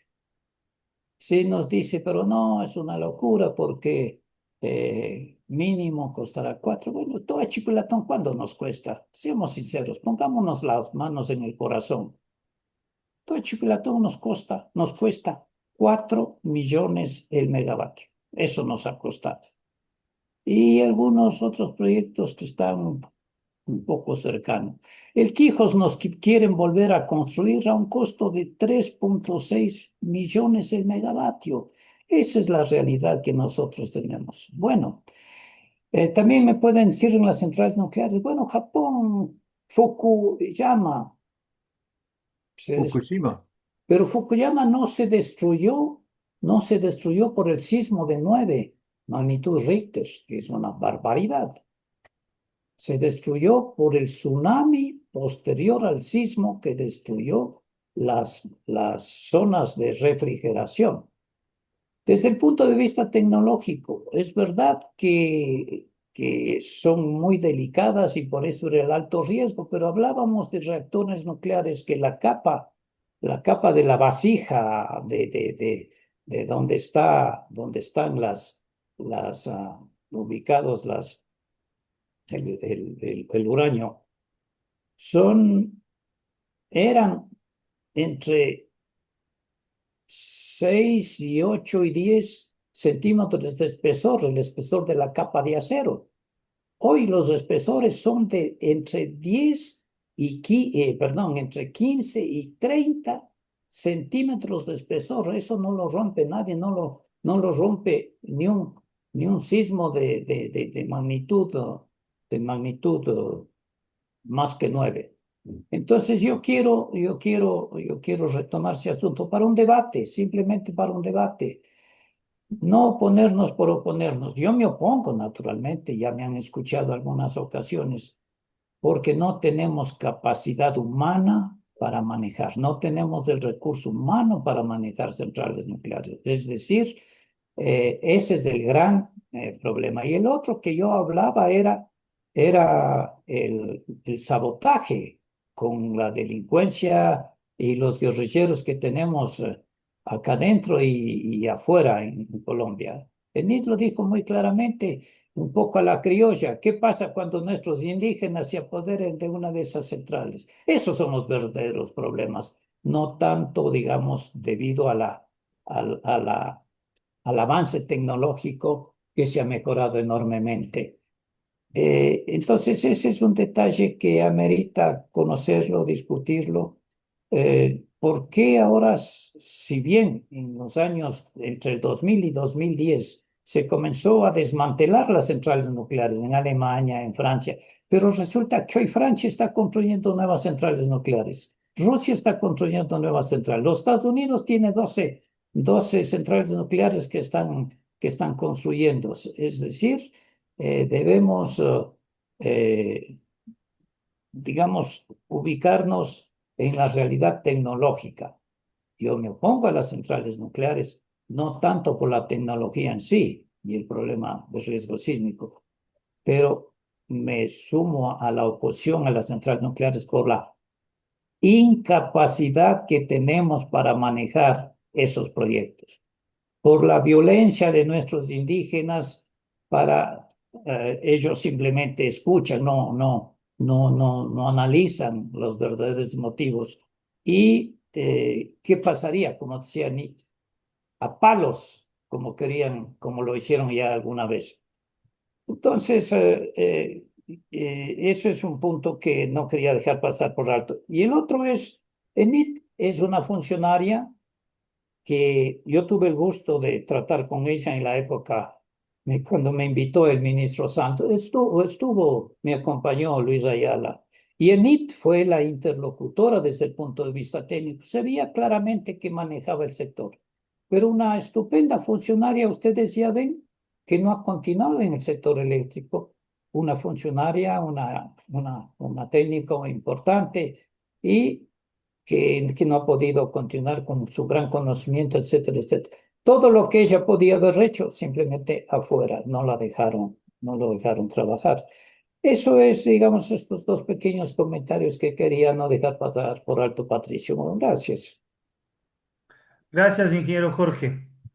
Bueno, no sé si es que alguien quisiera opinar algo más. Caso contrario, estaríamos cerrando esta charla que ha sido muy válida sobre el tema energético en base a las ponencias muy claras de Enid Carrión. Vladimir, para concluir, por favor. Una cosa muy pequeñita relacionado con el accidente este de Fukushima. Efectivamente, el terremoto y el tsunami destruyeron el sistema de enfriamiento de las pilas atómicas y generaron un fenómeno que se conoce de fusión nuclear, mini fusión nuclear. Lo que se genera con la fisión nuclear es elevar la temperatura del agua de enfriamiento para que esa se evapore y mueva las turbinas. Pero en el momento que se genera ya fusión nuclear, estamos hablando de millones de grados de temperatura. Y en esas condiciones no existe acero que pueda resistir. Eso solamente. Gracias. Disculpa, Vladimir. El centro del planeta, de nuestro planeta, máximo tiene 6.000 grados centígrados, no millones. El Sol no supera muchos, 15.000 grados centígrados. Entonces, la fisión nuclear, la temperatura de los tubos de enfriamiento, donde está el agua y donde está donde están las pilas del material radioactivo, está a 320 grados centígrados, no más. y no debe superar ese valor para decir lo que tú dices, pues simplemente con mayor temperatura simplemente se produce la fisuración de otros elementos de una central nuclear, pero no es esa cantidad de grados centígrados que se tiene. El núcleo terrestre tiene 6.000 grados centígrados. Bueno, de acuerdo a Wikipedia es un poco más, pero de todas maneras el acero se funde a 1750 grados y 1750 grados es una temperatura muy bajita para una fusión nuclear, Pero muy no le bajita. pasa, eso no le pasó a Fukushima, no le pasó. Fukushima Bueno, generó fusión nuclear y también hidrógeno que explotó y a más de las No causas que mezclemos, tenía con no la mezclemos las fusión, cosas, Vladimir. hay explosión. Hay que leer realmente el informe del accidente de Fukushima. No, por la cuestión sísmica no le pasó absolutamente nada. El responsable de que hubo un poco de escape de aguas radioactivas fue por la fuerza del tsunami que destruyó los muros de protección del reactor. Esa fue la razón. Yo, antes de conocer esa información, yo le daba mucha importancia a la cuestión sísmica, pero dada la tecnología, el avance que tienen, si no, no se entiende por qué China y el mismo Irán y el mismo Pakistán están repletos de centrales nucleares y hay que ver en qué situación. Sería bueno ver la distribución de los sismos de gran intensidad en el límite de la placa hindú y eurasiática. Y entonces, yo lo que llamo la atención es por qué se han desarrollado tantas centrales nucleares, es porque hay un enorme desarrollo en beneficio. Si tuviéramos el dinero, si tuviéramos la capacidad humana, podríamos hacerlo. Pero como no tenemos eso, nos negamos y vamos a negarnos que en Ecuador haya centrales nucleares. En eso estamos de acuerdo, en eso estamos de acuerdo. Pero yo voy ya a la parte tecnológica, a la parte tecnológica. Definitivamente debemos admitir que la ciencia y la tecnología ha avanzado mucho, realmente mucho, y por eso, digamos, hay desarrollo Naturalmente, en el mundo entero la energía nuclear no supera el 5%. Apenas son 30 países los que tienen proyectos nucleares. Y muy bien. naturalmente, nosotros sabemos el riesgo. El problema de ellos es dónde vamos a comprar el uranio. Esos son los graves problemas. Hay muchos problemas para Perfecto. el dinero. Perfecto. Gracias, ingeniero Jorge. Gracias, Vladimir. Orlando, para cerrar, por favor. Buenas noches con todos. Yo solo tengo una inquietud que siempre me he preguntado es, necesitamos energía. ¿Por qué el Estado no promueve la generación de energía residencial por medio de paneles solares? ¿Es por la eficiencia? Yo creo que muchos estamos en capacidad de tal vez comprar ese tipo de energía, pero resulta todavía un poquito cara. Es decir, ¿por qué no promueve bajando impuestos, bajando que las importaciones de los paneles, de las baterías, sea un poco más económica? Y así y sea un poco más accesible para nosotros. ¿Por qué no se hace eso? No sé si alguno de ustedes me pueda aclarar esa inquietud. Gracias, Orlando. Carlos o Luis. Luis. Sí, una aclaración. La mejor manera de ahorrar energía es subiendo las tarifas. Sí. Mm. Entonces, efectivamente, yo voy y digo, yo pago $80 de energía eléctrica y digo, voy a comprarme un panel solar, pero resulta que me sale más barato seguir desperdiciando lo que compro a la empresa eléctrica. ¿Sí? Entonces, hay esa relación, ¿no? Eh, el dar promociones no justifican, ¿no? O sea, ¿qué ha pasado con los apagones? Cuando hubo apagones, se vendieron muchos paneles solares a nivel residencial. ¿Por qué? Porque no hay alternativa. Entonces, la situación de la energía distribuida a nivel residencial implica también unas regulaciones de que el excedente que yo tenga, yo lo pueda inyectar a la red.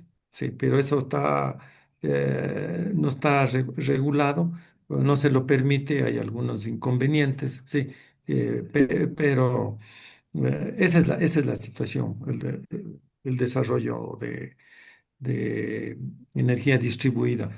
Si ustedes pueden haber visto, tal vez viajaron y pasaron por algunas ciudades de Colombia, se ve desde arriba que los edificios están llenos de paneles solares o están llenos de paneles para agua caliente. Y nosotros aquí lo más fácil es usar el termostato porque es barata la energía. Entonces, ¿para qué yo voy a hacer inversiones si me voy por lo más barato? O sea, así de fácil es la situación. Si subieran las tarifas a nivel, bueno, en el sector eléctrico se maneja que en el sector residencial hay cinco clases, la clase baja, media alta y alta. Entonces, si la tarifa de la clase eh, media alta y alta son aquellos que consumen sobre los 500 kilovatios, sobre los 500 kilovatios hora mes, ¿sí? Ellos, si tuvieran una tarifa del orden de 15, 18 centavos del kilovatio hora, no habría más alternativa. Y todo el mundo invertiría en su panel fotovoltaico para por lo menos bajar ese consumo de energía, ¿no? Y el asunto de la eficiencia energética, me olvidé de comentarlos cuando se hizo este proyecto de sustitución de refrigeradoras de aire acondicionados. Se hicieron una sustitución aproximadamente de unas 500.000, 600.000 refrigeradoras y eso implicó una rebaja de 20 megavatios. O sea, fueron proyectos exitosos, pero lamentablemente no se los continúa, ¿no? Existen actualmente equipos todavía de eficiencias, pero no hay razón de sustituirlo porque implica una inversión en ese tópico. Eso es lo que yo podría comentar, Orlando, sobre el tema que tú preguntas de la energía distribuida. Sí. Gracias. Gracias. Gracias. Muchas gracias, Luis. Bueno, creo que ha sido una noche interesante, muy educativa en muchos de los aspectos por el aporte de Enid y obviamente de todos ustedes. Pero hay que rescatar una frase que Enid manifestaba. No está exactamente de forma textual, pero hay que preparar a los técnicos que trabajan en el sector público. Hay que educar, hay que prepararles, hay que capacitarles. Y eso es importante, no solo en el sector público, sino en todos los sectores, ya que la única manera de que los países desarrollen es a través de la educación. A todos ustedes, estimados colegas y amigos, 42 colegas y amigos hemos estado presentes, agradecerles y al mismo tiempo invitarles para el próximo viernes a una nueva charla vinculada a la ingeniería, al conocimiento y obviamente a todo lo que nos apasiona a nosotros. Y principalmente pensar de que estos diálogos, estos encuentros técnicos nos permiten tener un mejor conocimiento para que el Ecuador cada día sea mejor. Un feliz fin de semana, disfruten en casa y nos vemos el próximo viernes. Muchísimas Muchas gracias. gracias. Una buena Hasta luego. noche, una buena noche. Buenas noches. Saludos, Saludos a saludos. todos. Saludos a todos. Excelente, gracias. Buenas noches.